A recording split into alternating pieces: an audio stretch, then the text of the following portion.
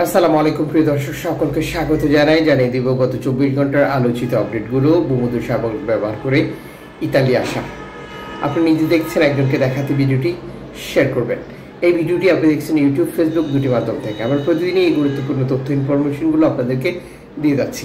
চ্যানেলটি সাবস্ক্রাইব করুন, ফেসবুক পেজটি ফলো করুন। জীবন এবং জীবিকার সন্ধানে আরও উন্নত ভবিষ্যতের আশায় বিটে মাটি বিক্রি করে ধার দেনা করে সুদের উপরে টাকা নিয়ে বাংলাদেশিরা প্রতিনিয়ত আসছে লিবিয়াতে। লিবিয়ার উপকূল ব্যবহার করে ইতালিতে আসার স্বপ্ন নিয়ে।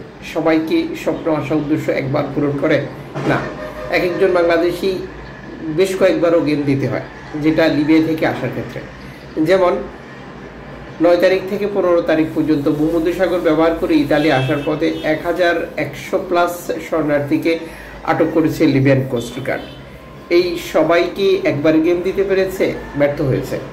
তাদেরকে যে উপকূল থেকে বা যে আন্তর্জাতিক সমুদ্র সীমানা থেকে আটক করা হয়েছিল, তার পাশের যে আটক কেন্দ্র রয়েছে সেখানে নিয়ে গেছে লিবিয়ান কোস্টগার্ড। লিবিয়ান কোস্টগার্ডের সাথে শরণার্থী আটকানোর জন্য, শরণার্থীদেরকে ইতালি আসার জন্য বাধা দেওয়ার জন্য, টোটাল প্রক্রিয়াতে রাস্তা বাধাগ্রস্ত করার জন্য তথাকথিত চুক্তি চালিয়ে যাচ্ছে ইতালি। আর যার বিনিময়ে তারা প্রতি বছর বিলিয়ন বিলিয়ন ইউরো বিনিয়োগ করছে এই রাস্তাতে। এরপরও শরণার্থী আসা বন্ধ নেই। যেমন গত 24 ঘন্টায় ইতালির দ্বীপগুলোকে লক্ষ্য করে অনেকগুলো গেম হয়েছে। বহু শরণার্থী সরাসরি প্রবেশ করেছে, বহু শরণার্থী কেন্দ্রীয় সংস্থাগুলো উদ্ধার করেছে, যাদেরকে নিরাপদে ইতালিতে হস্তান্তর করবে। একই পরিস্থিতি রয়েছে তুরস্ক থেকে গ্রিস উপকূলেও। গতকালও বেশ কয়েকটি গেম বিপদে পড়ার তথ্য রয়েছে। শরণার্থী উদ্ধারের জন্য আন্তর্জাতিক সাহায্য কামনা করেছে তারা, যারা মেডিসিন সংকট, পানির সংকট, খাদ্য সংকট নিয়ে বিভিন্ন উপত্যকা দ্বীপে অবস্থান করছিল, যেটি গ্রিসের। পাশাপাশি আফ্রিকার দেশগুলো ব্যবহার করে স্পেনকে উদ্দেশ্য করে রেকর্ড সংখ্যক গেম অনুষ্ঠিত হচ্ছে। শরণার্থীরা উজ্জ্বল একটি ভবিষ্যতের জন্য স্পেনে যাওয়ার চেষ্টা করছে। আর এই সময় মরক্কোর উপকূলে নৌকাডুবি দুর্ঘটনা মৃত্যু সাম্প্রতিক সময় আরও বৃদ্ধি পেয়েছে।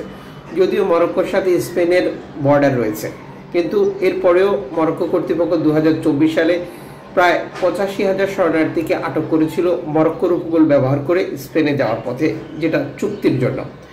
তাহলে বিষয়টা কি দাঁড়ালো? মরক্কোর সাথে স্পেনের বর্ডার থাকলেও হেঁটে হেঁটে যাওয়া সম্ভব নয়, যেটা প্রমাণিত।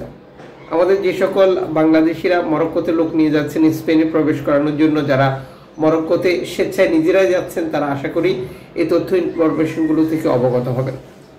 রাজকীয় মরক্কোর নৌবাহিনী প্রতিনিয়ত অভিযান পরিচালনা করে আসছে আটলান্টিক সাগরে। আফ্রিকার বিভিন্ন দেশ থেকে গত 24 ঘন্টাও রেকর্ড সংখ্যক গেম এবং শরণার্থী প্রবেশের তথ্য নিশ্চিত করেছে স্প্যানিশ কর্তৃপক্ষ। যুক্ত থাকুন আমাদের সাথে।